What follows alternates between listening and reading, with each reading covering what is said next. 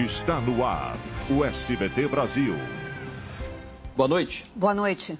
A guerra na Ucrânia já dura 10 dias e esta edição do SBT Brasil começa com a tentativa frustrada de um cessar-fogo parcial para a retirada de civis por meio de um corredor humanitário. Russos e ucranianos trocaram acusações de desrespeito ao acordo temporário. E uma nova rodada de negociações foi marcada para segunda-feira. A queda livre do que parece ser um avião.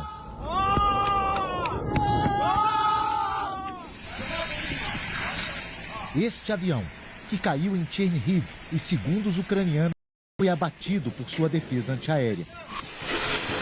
Não dá para saber o quanto eles impediram o avanço russo até agora, mas é claro que há resistência. Os tanques e carros militares russos destruídos estão nas redondezas de Kherson. Foi o que restou da luta antes da cidade ser tomada pelas tropas de Moscou.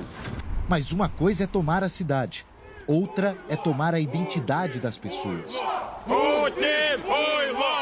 Que foram às ruas com as bandeiras da Ucrânia e não pareciam recuar mesmo depois dos disparos.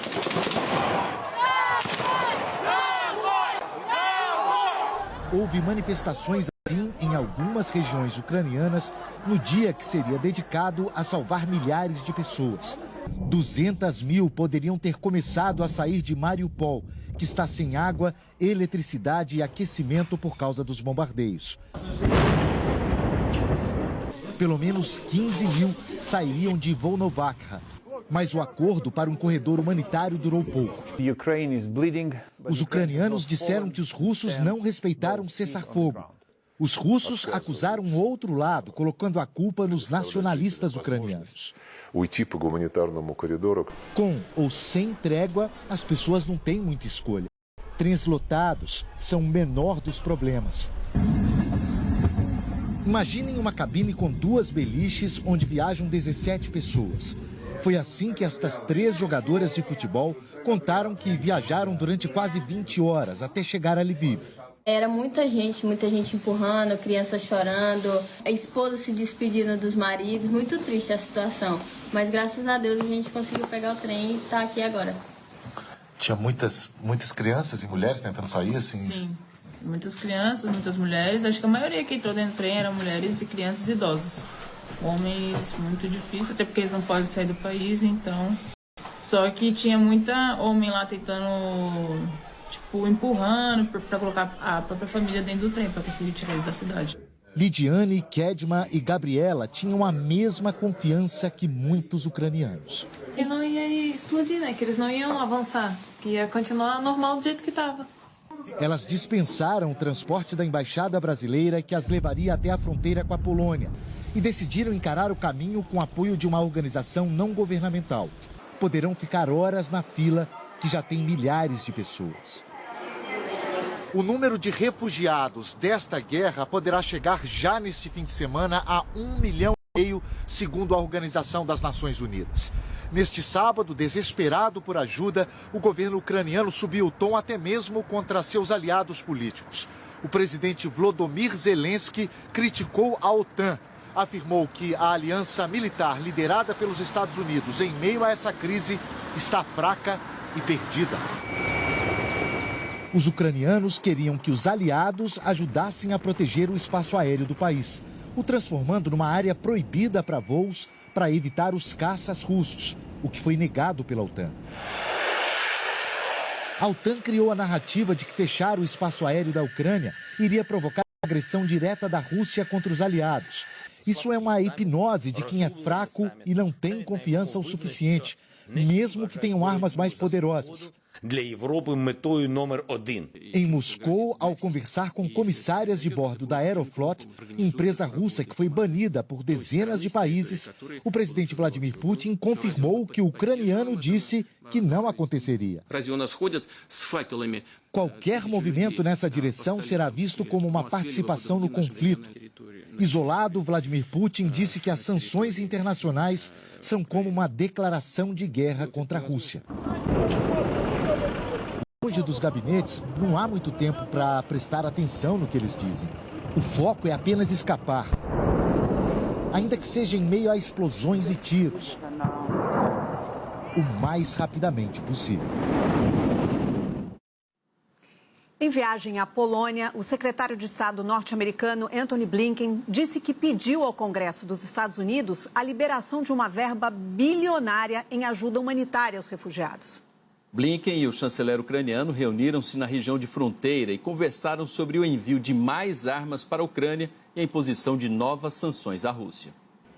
Depois da passagem por Bruxelas, na Bélgica, a chegada neste sábado à Polônia, país que faz fronteira com a Ucrânia e que já abriga mais de 750 mil refugiados. $2.75 billion in humanitarian assistance. A administração Biden pediu ao Congresso americano 2 bilhões 750 milhões de dólares para ajuda humanitária aos ucranianos que tiveram que sair do seu próprio país, disse Antony Blinken. O secretário de Estado norte-americano também conversou por telefone com o ministro de Relações Exteriores da China, tradicional aliada da Rússia, mas que vem adotando até o momento uma postura cautelosa sobre a invasão da Ucrânia. Arranjos diplomáticos enquanto o exército russo avança e milhares de pessoas protestam contra a guerra em várias partes do mundo, como no Japão, na Malásia, Tailândia e em vários países europeus, reforçando a condenação internacional aos ataques promovidos pela Rússia. Neste sábado, o Departamento de Estado americano soltou um comunicado que diz que os Estados Unidos e os países aliados continuarão a aumentar a pressão contra a Rússia na ONU e em outras organizações internacionais.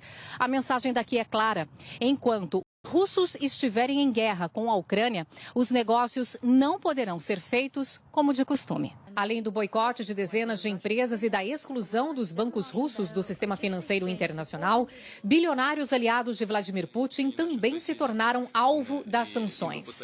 O ministro das Relações Exteriores da Itália, Luigi Di Maio, disse que o governo italiano confiscou 140 milhões de euros em bens de oligarcas ligados ao Kremlin.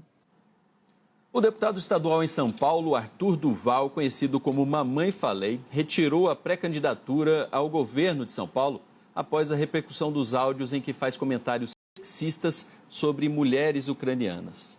As frases foram ditas por ele durante a viagem à Ucrânia. O partido do deputado, Podemos, diz que vai abrir um procedimento disciplinar. A conduta de Arthur Duval também será investigada pelo Conselho de Ética da Assembleia Legislativa. Os áudios foram enviados pelo deputado a um grupo de amigos no WhatsApp. A fila das refugiadas, irmão, 200 metros, só deusa. Se você pegar a fila da melhor balada do Brasil, na melhor época do ano, não chega aos pés da fila dos refugiados aqui. Em outro trecho, o deputado se refere à situação de vulnerabilidade dessas mulheres. Detalhe, hein? Elas olham e vou te dizer, são fáceis porque elas são pobres. Ao desembarcar no Brasil, na manhã deste sábado, o deputado tentou justificar as declarações. O que eu falei foi um erro, num momento de empolgação, num grupo privado, eu e só os meus amigos, que não tem nada a ver com política. São meus amigos do futebol, do esporte, não tem nada a ver com isso. Homem fala desse jeito e eu falei desse jeito. A repercussão foi imediata. A namorada anunciou o fim do relacionamento pelas redes sociais. A ministra da Mulher, Família e Direitos Humanos, Damares Alves, disse que vai pedir a cassação do deputado. O presidente da Assembleia Legislativa de São Paulo, Carlão Pinhatari, afirma que a atitude é inaceitável e será tratada com rigor. A presidente do Conselho de Ética da Alesp disse que vai dar andamento às representações contra Arthur Duval. O regimento prevê 4 medidas que seriam a advertência, a censura, a perda temporária do mandato e, por fim, a cassação. Então, diante da gravidade, o relator ou relatora que for nomeada vai fazer o seu parecer e, em cima disso, vai à votação. Além das retaliações que pode sofrer aqui na Assembleia Legislativa de São Paulo, as declarações tiveram consequências para as aspirações políticas do deputado, que pretendia concorrer ao governo paulista. No início da tarde, Arthur Duval pediu a retirada de sua pré-candidatura a presidente nacional do partido. Em um comunicado, diz que é preciso preservar o trabalho dos que se dedicam à construção de uma terceira via e que o projeto não merece que suas lamentáveis falas sejam usadas para atacá-lo. A presidente nacional do partido, a deputada federal Renata Abreu, afirmou que a sigla vai instaurar procedimento disciplinar interno. O pré-candidato à presidência pelo Podemos, Sérgio Moro, disse que não comunga com visões preconceituosas que podem ser configuradas como crime. Arthur Duval ganhou destaque no cenário político ao fundar o canal conhecido como Mamãe Falei no YouTube. Foi eleito em 2018 como o segundo deputado mais votado de São Paulo. Em 2019, xingou colegas durante uma sessão que votava a reforma da Previdência Estadual na Alesp. Em 2020, postou vídeos chamando o padre Júlio Lancelotti de cafetão da miséria durante a campanha para a prefeitura da capital, quando teve quase 10% dos votos nas eleições. As falas do deputado também foram condenadas pela diplomacia ucraniana. Eu acho que é inaceitável os comentários, mas quem tem que dar a qualificação é a sociedade brasileira. Uma cientista denunciou que foi vítima de racismo dentro de uma livraria no Rio de Janeiro. Nina da Hora fez a denúncia em uma rede social. Disse ainda que foi perseguida por um segurança da livraria e que só foi liberada após comprovar o valor da última compra que fez na loja. Após a repercussão, a livraria A Travessa disse que não compactua com nenhuma prática discriminatória e que vai investigar o que aconteceu. Em Porto Seguro, um homem foi preso após xingar um cliente de um restaurante de macaco. Os policiais disseram que também foram ofendidos. O vídeo mostra o momento em que um PM imobiliza o suspeito com um mata-leão. Em seguida, o leva para a viatura. O homem pagou fiança de R$5 mil e vai responder em liberdade por injúria racial e desacato. Um ataque a tiros matou um homem de 26 anos e deixou outros 2 feridos no Morro da Babilônia, no Rio de Janeiro. Testemunhas disseram que os disparos foram feitos contra um grupo que participava de uma confraternização. Nenhuma das vítimas tinha antecedentes criminais. A polícia tenta identificar os atiradores. Vamos agora a outras notícias pelo Brasil. Na Grande São Paulo, um agente penitenciário reagiu a um assalto e atirou em um dos bandidos. O outro ladrão conseguiu escapar com a moto roubada do agente. O criminoso baleado ainda tentou fugir e foi agredido com chutes e coronhadas. Um vendedor ambulante matou uma pessoa e feriu outras 2 com golpes de faca na zona sul de São Paulo. As vítimas eram clientes e a briga começou por causa de uma falha no cartão na hora de pagar a conta. O ambulante foi preso. Câmeras de segurança gravaram um assalto a um bar no Espírito Santo. Um dos criminosos usou uma faca para ameaçar o funcionário. Depois de uma luta corporal, o bandido pegou o dinheiro do caixa e fugiu com o comparsa em uma moto. Mais de 156 mil furtos e roubos de celulares foram registrados na cidade de São Paulo só no ano passado. Além do prejuízo com a perda do aparelho, muitas vítimas têm as contas bancárias invadidas pelos bandidos. Eles estão sempre ao alcance. Informações importantes assim, na palma da mão. Envio imediato de mensagens, transferências bancárias e armazenamento de imagens. Estão por toda parte, por isso, os celulares viraram alvo fácil para os bandidos. Foi assim com Alice. Durante uma viagem a trabalho, ela foi roubada na porta do hotel onde estava hospedada. O criminoso passou em uma bicicleta e roubou o celular que estava desbloqueado. Foi muito rápido e eu fiquei totalmente desorientada, assim, não sabia nem por onde começar a pensar como é que eu ia resolver. Em 20 minutos, um prejuízo de mais de R$17 mil. Invadiram os bancos, invadiram 3 contas bancárias minhas. De uma delas levaram R$7 mil. Segundo dados da Secretaria de Segurança Pública, em média, somente no ano passado, 18 celulares foram roubados ou furtados por hora na cidade de São Paulo. Pontos com maior fluxo de pessoas são os preferidos pelas quadrilhas. A região central da capital paulista concentra a maioria das ocorrências. Os pesquisadores da FECAP mapearam as ocorrências policiais. Em 2021, os ataques ocorreram com mais frequência em terminais de ônibus e metrô no período da manhã.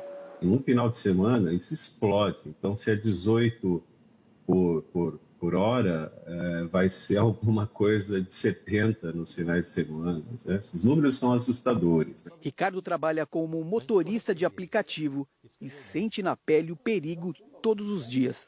Hoje o celular é tudo. Você deposita, você saca, você transfere. Então ficou muito mais perigoso você ter o celular hoje. A seguir, o relato dos brasileiros que vivem na Rússia e já sentem as sanções da guerra. Liverpool chega embalado para disputar uma das vagas das quartas de final da Liga dos Campeões. Os gols do sábado pelos campeonatos estaduais. E a imagem impressionante do caminhão desgovernado que desce uma ladeira no Rio de Janeiro. Nós voltamos já já.